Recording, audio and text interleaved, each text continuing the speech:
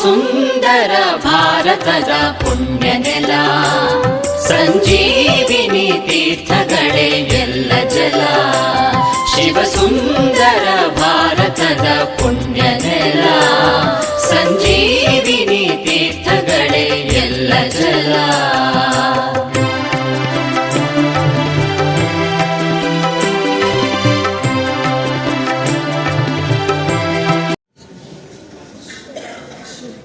ನಿಸರ್ಗ ವಿದ್ಯಾನಿಕೇತನದ ಈ ಒಂದು ಸುಂದರ ಕಾರ್ಯಕ್ರಮದಲ್ಲಿ ನನ್ನ ಮಿತ್ರರು ಮತ್ತು ಹಿರಿಯರಾಗಿರ್ತಕ್ಕಂಥ ಮತ್ತು ಈ ಶಾಲೆಯ ಪ್ರಾಂಶುಪಾಲರು ಮತ್ತು ಈ ಶಾಲೆಯನ್ನು ಇಲ್ಲಿವರೆಗೆ ಇಷ್ಟೊಂದು ಗುಣಮಟ್ಟದಲ್ಲಿ ಬೆಳೆಸಿರ್ತಕ್ಕಂಥ ಆತ್ಮೀಯರಾಗಿರುವ ಶ್ರೀ ಡಾಕ್ಟರ್ ಉದಯ ರತ್ನಕುಮಾರ್ ಅವರೇ, ಈ ಕಾರ್ಯಕ್ರಮದಲ್ಲಿ ಮುಖ್ಯೋಪಾಧ್ಯಾಯರಾಗಿ ಅನೇಕ ಜವಾಬ್ದಾರಿಗಳನ್ನು ಹೊತ್ತು ಅವರೆಲ್ಲ ಸಹೋದ್ಯೋಗಿಗಳೊಂದಿಗೆ ಈ ಶಾಲೆಯನ್ನು ಮುನ್ನಡೆಸ್ತಾ ಇರ್ತಕ್ಕಂಥ ಶ್ರೀಮತಿ ಜಯಮಾಲಾ ಶೆಟ್ಟಿ ಅವರೇ, ಎಲ್ಲ ಉಪಾಧ್ಯಾಯ ಬಂಧುಗಳೇ ಮತ್ತು ಪ್ರೀತಿಯ ಮಕ್ಕಳೇ ಮತ್ತು ಅವರ ಪೋಷಕ ಮಿತ್ರರೇ, ಈ ಒಂದು ಕಾರ್ಯಕ್ರಮ ಇಲ್ಲಿವರೆಗೆ ತಾವು ಭಾಗವಹಿಸಿ ಯಶಸ್ವಿಯಾಗಿ ನಡೆಸಿಕೊಂಡಿದ್ದೀರಿ. ಇದು 77ನೇ ಗಣರಾಜ್ಯೋತ್ಸವ ಅಥವಾ ರಿಪಬ್ಲಿಕ್ ಡೇ ಅಂತ ನಾವು ಕರಿತೇವೆ. 1950ನೇ ಇಸ್ವಿ ಜನವರಿ 26ರಂದು ಭಾರತ ದೇಶ ತನ್ನನ್ನು ತಾನು ಮುನ್ನಡೆಸ್ಕೊಂಡು ಹೋಗಲಿಕ್ಕೆ ಹಲವಾರು ನಿಯಮಗಳನ್ನು, ಹಲವಾರು ಮಾರ್ಗಸೂಚಿಗಳನ್ನು ಜಾರಿಗೆ ತಂದಂಥ ದಿನ. 1947ರಲ್ಲಿ ನಮಗೆ ಸ್ವತಂತ್ರ ಬಂದ ನಂತರ 50ನೇ ಇಸ್ವಿವರೆಗೂ ನಮ್ಮ ದೇಶಕ್ಕೆ ಬ್ರಿಟಿಷ್ ಕಾಲದ ನೀತಿ ನಿಯಮಗಳು ಅನ್ವಯಿಸ್ತಾ ಇದ್ವು. ಈ ಸ್ವತಂತ್ರ ದೇಶ ತನ್ನನ್ನು ತಾನು ಮುನ್ನಡೆಸ್ಕೊಂಡು ಹೋಗ್ಲಿಕ್ಕೆ ತನ್ನದೇ ಆದ ನಿಯಮಗಳನ್ನು ರಚನೆ ಮಾಡ್ಕೊಳ್ಬೇಕಾದಂಥ ಅನಿವಾರ್ಯತೆ ಮತ್ತು ಅಗತ್ಯತೆ ಅವತ್ತು ಬಂದಾಗ ಕಾನ್ಸ್ಟಿಟ್ಯೂಷನ್ ಅಂದರೆ ಸಂವಿಧಾನವನ್ನು ಡ್ರಾಫ್ಟ್ ಮಾಡ್ತಕ್ಕಂಥ ಜವಾಬ್ದಾರಿ ಈ ದೇಶ ತಗೊಳ್ತು. ಅಂದಿನ ಸಂದರ್ಭದಲ್ಲಿ ಈ ಸಂವಿಧಾನವನ್ನು ಬರೀತಕ್ಕಂಥ ಒಂದು ತಂಡಕ್ಕೆ ಡಾಕ್ಟರ್ BR ಅಂಬೇಡ್ಕರ್ ಅವರು ಅಧ್ಯಕ್ಷತೆಯನ್ನು ವಹಿಸಿದರು. ಇದಾಗಲೇ ಅನೇಕರು ಮಾತಾಡ್ತಾ ಹೇಳಬೇಕಾದ್ರೆ ಹೇಳಿದರು, ಡಾಕ್ಟರ್ BR ಅಂಬೇಡ್ಕರ್ ಅವರು ಒಬ್ಬ ಅಪ್ರತಿಮ ತಜ್ಞರಾಗಿದ್ದರು ಮತ್ತು ಅನೇಕ ದೇಶಗಳಲ್ಲಿ ಓದ್ಕೊಂಡು ಉನ್ನತ ಮಟ್ಟದ ಜ್ಞಾನವನ್ನು ಸಂಪಾದನೆ ಮಾಡಿದರು. ಹೀಗಾಗಿ ಅವರಿಗೆ ಈ ಜವಾಬ್ದಾರಿ ಕೊಟ್ಟರು. ನಂತರ ಭಾರತ ದೇಶದ ಮೊದಲ ಕಾನೂನು ಸಚಿವರಾಗಿ ಕೂಡ ಅವರು ಕೆಲಸ ಮಾಡಿದ್ರು ಅಂತ ನಮ್ಮ ಜೊತೆ ಹಂಚಿಕೊಟ್ರು. ಬಹಳಷ್ಟು ಜನ ಮಕ್ಕಳು ಈ ಶಾಲೆಯಲ್ಲಿ ತಮ್ಮ ಭವಿಷ್ಯವನ್ನು ನಿರ್ಮಾಣ ಮಾಡಿಕೊಳ್ಳಿಕ್ಕೆ ಇವತ್ತು ವಿದ್ಯೆಯನ್ನು ಪಡಿತಾ ಇದ್ದೀರಿ. ಅವ್ರ ಮೇಲೆ ಬಹಳಷ್ಟು ಭರವಸೆ ಇಟ್ಟು ತಂದೆ ತಾಯಿಗಳು ಶಕ್ತಿ ಮೀರಿ ಪ್ರಯತ್ನ ಮಾಡಿ ಅವ್ರನ್ನ ಓದಿಸ್ತಾ ಇದ್ದೀರಿ. ಅದ್ರ ಜೊತೆಗೆ ಅವರ ಬದುಕಿನ ಯಶಸ್ಸನ್ನ ತಂದುಕೊಡ್ಲಿಕ್ಕೆ ಇಲ್ಲಿರ್ತಕ್ಕಂಥ ಎಲ್ಲ ಶಿಕ್ಷಕ ವೃಂದದವರು ಮತ್ತು ಎಲ್ಲ ಸಹಾಯಕ ಸಹೋದ್ಯೋಗಿಗಳೆಲ್ಲರೂ ಕೂಡ ಪ್ರಯತ್ನ ಮಾಡ್ತಾ ಇದ್ದೀರಿ. ಬಹುಶಃ ನನಗನ್ಸುತ್ತೆ ಶಿಕ್ಷಣ ಇವತ್ತು ಭಾರತಕ್ಕೆ ಮತ್ತು ವೈಯಕ್ತಿಕವಾಗಿ ನಮಗೆಲ್ಲರಿಗೂ ಅವಶ್ಯಕತೆ ಇದೆ. ಜೊತೆಗೆ ಉತ್ತಮವಾದ ಶಿಕ್ಷಣದ ಅವಶ್ಯಕತೆ ಇನ್ನೂ ಹೆಚ್ಚಾಗಿದೆ ಅಂತ ನನಗೆ ಅನಿಸುತ್ತೆ. ಇಲ್ಲಿರ್ತಕ್ಕಂಥ ಮಕ್ಕಳು ತುಂಬ ಚಿಕ್ಕವರಿದ್ದಾರೆ. ಇನ್ನು ಬಹಳಷ್ಟು ವರ್ಷಗಳು ತಮ್ಮ ಮುಂದಿದ್ದಾವೆ. ತಾವು ಗಮನಿಸಿದ ಹಾಗೆ ಸುಮಾರು 140 ಕೋಟಿ ಜನ ನಾವು ಭಾರತೀಯರಿದ್ದೇವೆ ಇವತ್ತು.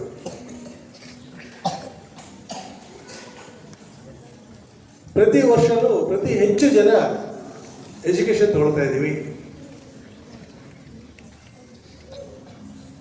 ಆದರೆ ಇನ್ನೂ ಬಹಳಷ್ಟು ಯಶಸ್ಸನ್ನ ಸಾಧಿಸಬೇಕಾಗಿರೋದು ಈ ದೇಶದ ಅಗತ್ಯತೆ ನಮ್ಮ ಮುಂದೆ ಕಾಣ್ತಾ ಇದೆ. ಇಲ್ಲಿ ಹಲವಾರು ಬೋರ್ಡ್ಗಳನ್ನ ನೋಡ್ತಾ ಇದ್ದೀನಿ. ಸರ್ ಸಿ ವಿ ರಾಮನ್ ಅವರು, ರಾಮಾನುಜನ್ ಅವರು, ವಿಶ್ವೇಶ್ವರಯ್ಯ ಅವರು, ಅಬ್ದುಲ್ ಕಲಾಂ ಅವರು, ಹೀಗೆ ಅನೇಕ ಸಾಧಕರು ಈ ದೇಶದಲ್ಲಿ ಬಂದೋಗಿದ್ದಾರೆ.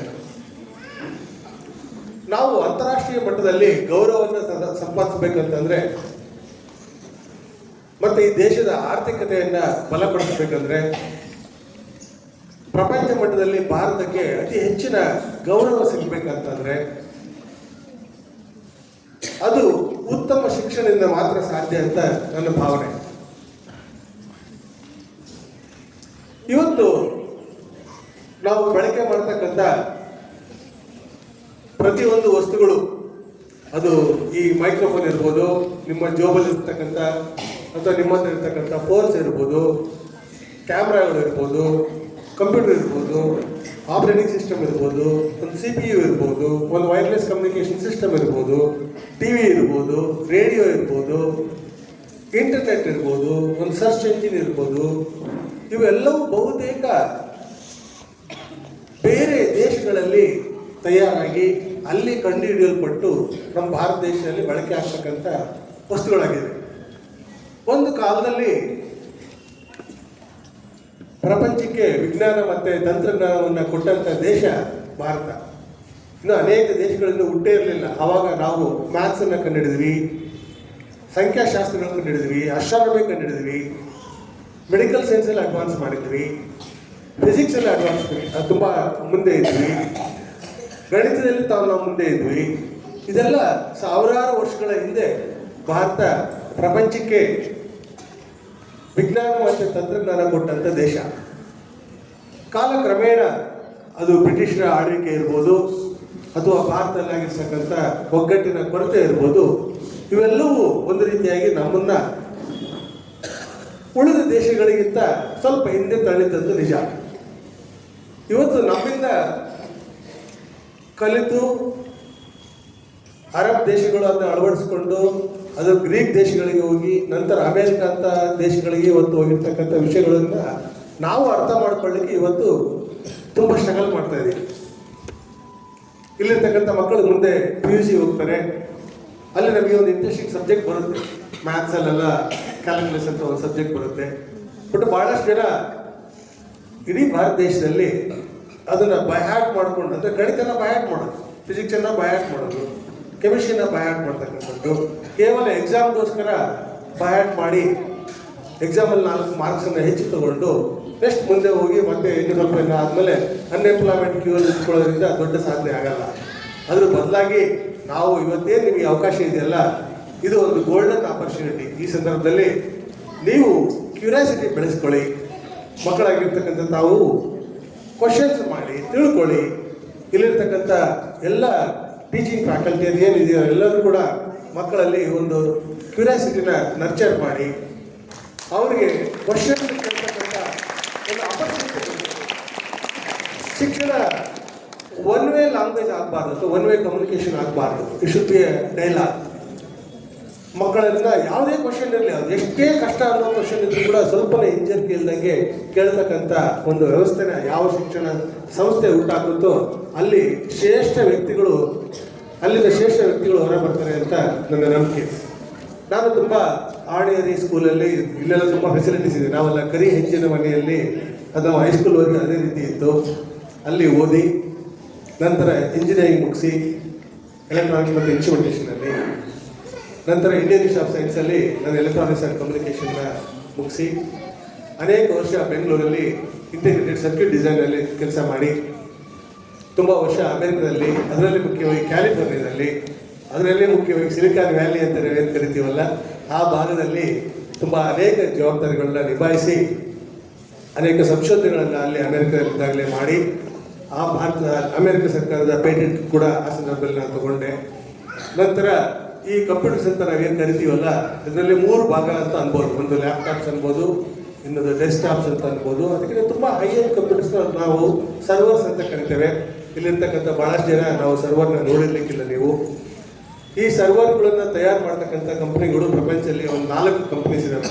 ಒಂದು ಸನ್ ಮೈಕ್ರೋ ಸಿಸ್ಟಮ್ಸ್, ಇನ್ನೊಂದು IBM, HP ಮತ್ತು ಡೆಲ್ ಅಂತ. ಆಪಲ್ ಆಗಲಿ, ಸೋನಿ ಆಗಲಿ, ಫುಜಿಟ್ಸು ಆಗಲಿ, ಲಿನೋವೋ ಆಗಲಿ, ಇವ್ರು ಯಾರು ಸರ್ವರ್ಸ್ ಮಾಡಲ್ಲ, ಇವರು ಲ್ಯಾಪ್ಟಾಪ್ಸ್ ಮಾತ್ರ ಮಾಡ್ತಾರೆ. ಆದರೆ ಸನ್ ಮೈಕ್ರೋ ಸಿಸ್ಟಮ್ಸ್, IBM, HP ಮತ್ತು ಡೆಲ್ ಈ 4 ಕಂಪ್ನಿಗಳು ಪ್ರಪಂಚದಲ್ಲಿ ಸರ್ವರ್ಸನ್ನು ಮಾಡ್ತವೆ. ನಾನು ಸನ್ ಮೈಕ್ರೋ ಸಿಸ್ಟಮ್ಸ್ನ ಆ ಕಂಪನಿಯ ಹೆಡ್ ಕ್ವಾರ್ಟರಲ್ಲಿ ಒಬ್ಬ 40,000 ಜನ ಇಂಜಿನಿಯರ್ಸಲ್ಲಿ 4 ಜನ ಚೀಫ್ ಇಂಜಿನಿಯರ್ಸು, ಅದರಲ್ಲಿ ಭಾರತೀಯ ಮೂಲದಿಂದ ನಾನು ಏಕೈಕ ಚೀಫ್ ಇಂಜಿನಿಯರ್ ಆಗಿ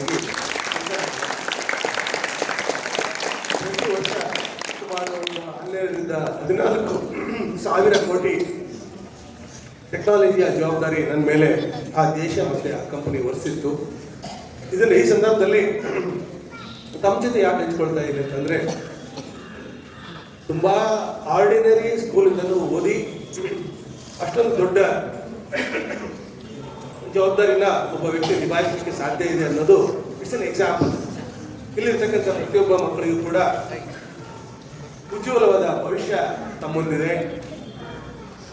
ತಾವು ಶಿಕ್ಷಣವನ್ನ ಬಹಳ ಗಂಭೀರವಾಗಿ ತಗೊಳ್ಳೋದ್ರಿಂದ ಮತ್ತೆ ಎಕ್ಸಾಮ್ಗೋಸ್ಕರ ಓದ್ತಕ್ಕಂಥ ಮೆಥಡನ್ನು ಬಿಟ್ಟು ತಿಳುವಳಿಕೆ ಅಂದರೆ ಜ್ಞಾನಕ್ಕೆ, ನಮ್ಮ ಜ್ಞಾನದ ಹಸಿವನ್ನ ತಣಿಸ್ಕೊಳ್ಳಿಕ್ಕೆ ನಾವು ಶಿಕ್ಷಣವನ್ನು ನಾವು ತಗೊಳ್ಳೋದ್ರಿಂದ ಈ ರೀತಿಯ ಒಂದು ಭವಿಷ್ಯನ ಕಟ್ಕೊಳ್ಳಿಕ್ಕೆ ಸಾಧ್ಯ ಇದೆ. ಯಾಕಂದರೆ ನನಗೆ ಇದ್ದಿದ್ದು ಒಂದೇ ಒಂದು ಸೈನ್ಸ್ ಬಗ್ಗೆ ನನಗೆ ತೀವ್ರವಾದ ಕುತೂಹಲ ಇತ್ತು, ಹೌ ಥಿಂಗ್ಸ್ ವರ್ಕ್ ಅಂತ. ಯಾಕಂದ್ರೆ ನನಗೆ ಒಂದು ಮೋಟರ್ ತಿರುಗ್ತದೆ ಅಂತಂದ್ರೆ ಯಾಕೆ ತಿರುಗ್ತದೆ, ಮ್ಯಾಗ್ನೆಟ್ ಅಂದರೆ ಏನು, ಎಲೆಕ್ಟ್ರಿಸಿಟಿ ಅಂದರೆ ಏನು, ಆ ವೈರ್ ಒಳಗಡೆ ಏನು ಓಡಾಡುತ್ತೆ, ಈ ರೀತಿಯ ಒಂದು ಕುತೂಹಲ ನನ್ನನ್ನು ಈ ಮಟ್ಟಕ್ಕೆ ತಗೊಂಡ್ಬರ್ಲಿಕ್ಕೆ ಸಾಧ್ಯ ಆಯಿತು. ಇಲ್ಲಿರ್ತಕ್ಕಂಥ ಪ್ರತಿಯೊಬ್ಬ ಮಕ್ಕಳಿಗೂ ಕೂಡ ನನ್ನ ರಿಕ್ವೆಸ್ಟ್ ಏನಂತಂದರೆ, just don't accept just because somebody told you. ನಿಮಗೆ ಅರ್ಥ ಆಗೋವರೆಗೂ ಅದು ಬಿಡಬೇಡಿ, ಅದೆಷ್ಟೇ ಕಷ್ಟ ಆಗಲಿ. ಇವತ್ತು ನಿಮಗೆ ಅನೇಕ ರಿಸೋರ್ಸಸ್ ಇದೆ, ಇಂಟರ್ನೆಟ್ ಇದೆ, ಆರ್ಟಿಫಿಷಿಯಲ್ ಇಂಟೆಲಿಜೆನ್ಸ್ ಇದೆ, ಮತ್ತು ಎಜುಕೇಟೆಡ್ ಪೇರೆಂಟ್ಸ್ ಇದ್ದಾರೆ, ಹೈಲಿ ಮೋಟಿವೇಟೆಡ್ ಟೀಚಿಂಗ್ ಫ್ಯಾಕಲ್ಟಿ ಇದ್ದಾರೆ. ಹೀಗಿರ್ಬೇಕಾದ್ರೆ ತಮಗೆ ನೀವು ಒಪ್ಕೋಬೇಕಾದಂಥ ಅನಿವಾರ್ಯತೆ ಇಲ್ಲ ನಿಮಗೆ ಅರ್ಥ ಆಗಿಲ್ಲ ಅಂತಂದರೆ. ಹೀಗಾಗಿ ಪ್ರತಿಯೊಂದನ್ನು ಕೂಡ ಅರ್ಥ ಮಾಡ್ಕೊಳ್ಳಿಕ್ಕೆ ಪ್ರಯತ್ನ ಮಾಡಿ. ಆ ಅರ್ಥದಿಂದ ಅರ್ಥ ಮಾಡಿಕೊಂಡ್ರೆ ಮಾತ್ರ ನಿಮ್ಮ ಎಜುಕೇಷನ್ಗೆ ಒಂದು ಮೀನಿಂಗ್. ಬರೀ ನಂಬರ್ 90, 99 ಮಾರ್ಕ್ಸು, 100 ಮಾರ್ಕ್ಸು ಇವೆಲ್ಲ ನೋ ಮೀನಿಂಗ್. ನಮಗೂ ಭಾರತ ದೇಶಕ್ಕೂ ಚೈನಾಗೆ ಅಕಸ್ಮಾತ್ ಏನಾದ್ರು ವಾರ ಆಯಿತು ಅಂತಂದರೆ ನಾವೆಲ್ಲ ಹೋಗಿ ನಮ್ಮ ಮಾರ್ಕ್ಸ್ ತೋರಿಸ್ಬಿಟ್ರೆ ಅವರೆಲ್ಲ ಎದುರ್ಕೊಂಡು ವಾಪಸ್ ಹೋಗ್ಬಿಡ್ತಾರ? ಇಲ್ಲ, ಯಾರು ಹೋಗಲ್ಲ. ಸೊ ಹೀಗಾಗಿ ಅದು marks will get you from one grade to another grade ಅಷ್ಟೇ, but they cannot change anything in your life. ಎಷ್ಟೋ ಜನ 100 ತಗೊಂಡು ನೀವು ಅವ್ರ ಬದುಕನ್ನು ಕಟ್ಟಿಕೊಳ್ಳಿಕ್ಕೆ ಇನ್ನೂ ಒದ್ದಾಗ್ತಿರೋದು ನಾನು ನೋಡ್ತಾ ಇದ್ದೀನಿ. ಸೊ ಹೀಗಾಗಿ ತಾವು ತಮಗೇನು ನಮ್ಮ ಭಾರತ ದೇಶ ಇವತ್ತು ರಿಪಬ್ಲಿಕ್ ಡೇ ಆಚರಣೆ ಮಾಡಲಿಕ್ಕೆ ಒಂದು ಅವಕಾಶ ಕೊಟ್ಟಿದೆ ಅಂತಂದರೆ, ಸಂವಿಧಾನವನ್ನು ನಾವು ಅಳವಡಿಸಿಕೊಂಡಂಥ ದಿನ ಇವತ್ತಿನ ದಿನ ಸಂವಿಧಾನ ಜಾರಿಗೆ ಬಂತು ಭಾರತ ದೇಶದಲ್ಲಿ. ಸಂವಿಧಾನ ಅಂತಂದರೆ ನಮ್ಮನ್ನು ನಾವೇ ಆಳ್ವಿಕೆ ಮಾಡಿಕೊಳ್ಳಿಕ್ಕೆ ರಚನೆ ಮಾಡಿಕೊಂಡಂಥ ಹಲವಾರು ರೂಲ್ಸ್ ಅಂಡ್ ರೆಗ್ಯುಲೇಷನ್ಸ್ ಮತ್ತು ಒಂದು ಮಾರ್ಗಸೂಚಿ. ಇದನ್ನ ಇವತ್ತು ನಮ್ಮ ದೇಶ ಕೊಟ್ಟಿದೆಯಲ್ಲ, ಅದು ಸಾರ್ಥಕ ಆಗಬೇಕು ಅಂತಂದರೆ, ಒಂದು ಬಲಿಷ್ಠ ದೇಶವನ್ನು ನಾವು ನಿರ್ಮಾಣ ಮಾಡಬೇಕು ಅನ್ನೋದಾದರೆ ಇಲ್ಲಿರ್ತಕ್ಕಂಥ ಪ್ರತಿಯೊಬ್ಬರು ಕೂಡ ಉತ್ತಮವಾದ ಶಿಕ್ಷಣ, ಅದು ಕೂಡ ವ್ಯಾಲ್ಯೂಬಲ್ ಎಜುಕೇಷನ್ ಅಂತ ನಾವೇನಂತೀವಿ, ಅಥವಾ ನಾಲೆಡ್ಜ್ ಬೇಸ್ಡ್ ಎಜುಕೇಷನ್ ಅಂತ ಹೇಳ್ತೀವಿ, ಅವೇರ್ನೆಸ್ ಬೇಸ್ಡ್ ಎಜುಕೇಷನ್ ಅಂತ ಹೇಳ್ತೀವಿ, ಅದನ್ನು ನೀವು ಅಳವಡಿಸ್ಕೊಳ್ಳಿ. Forget the marks, focus on understanding, marks should follow that. So ಇದು ನನ್ನ ರಿಕ್ವೆಸ್ಟ್. ಇವತ್ತು ಈ ಕಾರ್ಯಕ್ರಮಕ್ಕೆ ನನ್ನನ್ನು ಕರೆಸಿ ಬಹಳಷ್ಟು ತಮ್ಮ ಜೊತೆಗೆ ಮಾತುಗಳನ್ನು ಹಂಚ್ಕೊಳ್ಳಿಕ್ಕೆ ಅವಕಾಶ ಮಾಡಿಕೊಟ್ರಿ. ಬೈದವೇ, ನಾನು ವಾಪಸ್ ಬಂದೆ ನನ್ನ ಭಾರತಕ್ಕೆ 2007ರಲ್ಲಿ. I came to Dell R&D. ಅದ್ರ ನಂತರ ಸಿಸ್ಕೋ ಸಿಸ್ಟಮ್ಸ್ ಅಂತ ಇನ್ನೊಂದು ಕಂಪ್ನಿ, ಅಲ್ಲಿ ನಾನು ಹೊಸ ಡಿವಿಷನ್ನ ಸ್ಟಾರ್ಟ್ ಮಾಡಿದೆ. ಸಿಸ್ಕೋ ಅಂದರೆ ಇವತ್ತೇನೋ ನಾವು google.com ಅಂತ ಅದೇನೋ ಟೈಪ್ ಮಾಡಿದ ತಕ್ಷಣ ಅಲ್ಲಿ ಏನೋ ಸರ್ವರ್ಗೆ ನಮ್ಮ ಫೋನ್ನ ಕನೆಕ್ಟ್ ಮಾಡುತ್ತಲ್ಲ, ಅವನ್ನ ರೌಟಿಂಗ್ ಮಾಡ್ತಕ್ಕಂಥ ಒಂದು ಟೆಕ್ನಾಲಜಿ ಅದು. ಅದರಲ್ಲಿ ತುಂಬ ವರ್ಷ ಇದೆ. ನಂತರ ನಮ್ಮ ದೇಶದ ರಾಜಕಾರಣನ ಬೈಯೋ ಬದಲು ನಾವು ನಮ್ಮ ಕೈಲಾದ ಸೇವೆ ಮಾಡಬೇಕು ಅಂತ ಅಂದ್ಕೊಂಡು ನಾನು 2009ರ ಚುನಾವಣೆ. ಈಗ ನಾವು ಇವತ್ತು ಮಾತಾಡ್ತಾ ಇದೀವಲ್ಲ, ಇವತ್ತು ಸಂವಿಧಾನ ಜಾರಿಗೆ ಬಂದ ದಿನ ಅಂತ. ಈ ಸಂವಿಧಾನವನ್ನು ಅಮೆಂಡ್ ಮಾಡ್ತಕ್ಕಂಥದ್ದಾಗಲಿ, ಅದರಲ್ಲಿ ಇರ್ತಕ್ಕಂಥ ಏನಾದ್ರು ಎನ್ಹಾನ್ಸ್ಮೆಂಟ್ ಮಾಡ್ತಕ್ಕಂಥದ್ದಲ್ಲಿ ಇರ್ತಕ್ಕಂಥ ಅಧಿಕಾರ ಪಾರ್ಲಿಮೆಂಟ್ ಆಫ್ ಇಂಡಿಯಾಗೆ ಮಾತ್ರ. So parliament is supreme law making body of the country.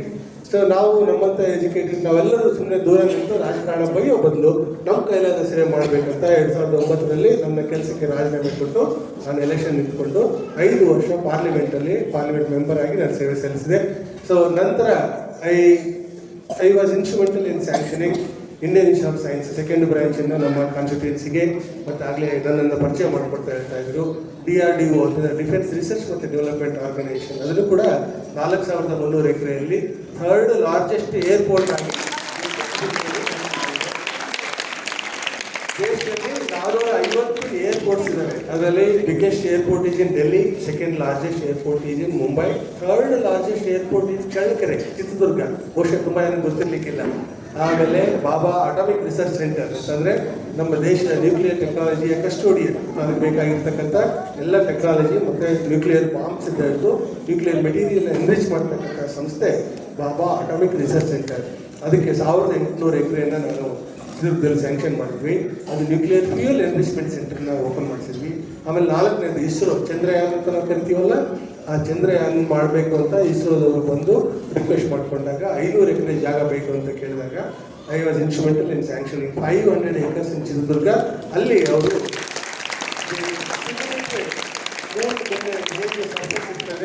ಅಲ್ಲಿ ಆ ಮೆಷಿನ್ ಯಾವ ರೀತಿ ಓಡಾಡಬೇಕು, ಅದಕ್ಕೆ ಏನೇನು ಚಾಲೆಂಜ್ ಇರುತ್ತೆ ಅಂತ ಅದು ಚಿತ್ರದುರ್ಗದಲ್ಲಿ ಟೆಸ್ಟ್ ಮಾಡಿ ಅದನ್ನ ಲಾಂಚ್ ಮಾಡಿದ್ರು. ಆಮೇಲೆ ಈ 4 ಸಂಸ್ಥೆಗಳಿಗೆ ರಾಷ್ಟ್ರೀಯ ಒಕ್ಕೂಟಕ್ಕೆ ನಾನು 5 ವರ್ಷ ಅಧ್ಯಕ್ಷನಾಗಿ ಕೆಲಸ ಮಾಡಿದೆ.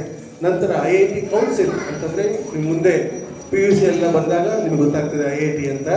ಆ IITಯ 23 IITಗಳು ಏನಿದಾವಲ್ಲ ನಮ್ಮ ರಾಷ್ಟ್ರದಲ್ಲಿ, ಆ 23 IITಗಳಿಗೆ ಗವರ್ನಿಂಗ್ ಬಾಡಿ IIT ಕೌನ್ಸಿಲ್ ಅಂತ. ಈ IIT ಕೌನ್ಸಿಲ್ IIT ಡೈರೆಕ್ಟರ್ಗಳನ್ನ ಫೈರ್ ಮಾಡುವ ಪವರ್ ಇರ್ತದೆ. ಹೀಗಾಗಿ ಪಾರ್ಲಿಮೆಂಟಿಂದ 2 MPಗಳನ್ನ ಆಯ್ಕೆ ಮಾಡಿ ಪಾರ್ಲಿಮೆಂಟ್ IIT ಕೌನ್ಸಿಲಿಗೆ ಕಳಿಸುತ್ತೆ. ಅಲ್ಲಿ ನಾನು ಪಾರ್ಲಿಮೆಂಟಿಂದ ಎಲೆಕ್ಷನ್ ಗೆದ್ದು I was one of the 2 members who was in IIT council.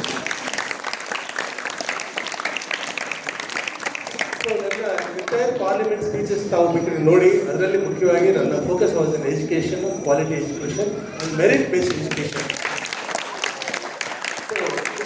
ಪ್ರತಿಯೊಬ್ಬರು ಕೂಡ ನೀವು ಅರ್ಥ ಆಗದೇ ಇದ್ದರೆ ಅದನ್ನು ಒಪ್ಕೋಬೇಡಿ, ಅದನ್ನ ಅರ್ಥ ಮಾಡ್ಕೊಳ್ಳೋವರೆಗೂ ಬಿಡಬೇಡಿ. ಇವತ್ತಿರ್ತಕ್ಕಂಥ ಇಂಟರ್ನೆಟ್ ಇರ್ಬೋದು, ನಿಮ್ಮ ಪೇರೆಂಟ್ಸ್ ಇರ್ಬೋದು, ಟೀಚರ್ಸ್ ಇರ್ಬೋದು, ಅವರೆಲ್ಲ ಹೆಲ್ಪ್ ತಗೊಂಡು ಪ್ರತಿಯೊಂದು ವಿಷಯವನ್ನು ಅರ್ಥ ಮಾಡಿಕೊಂಡೇ ಮುಂದುವರಿಯಿರಿ ಅಂತ ಹೇಳ್ತಾ ತಮಗೆಲ್ಲರಿಗೂ ಶುಭ ಹಾರೈಸಿ ಮತ್ತೊಮ್ಮೆ ರಿಪಬ್ಲಿಕ್ ಡೇ ಶುಭಾಶಯಗಳನ್ನು ತಿಳಿಸ್ತಾ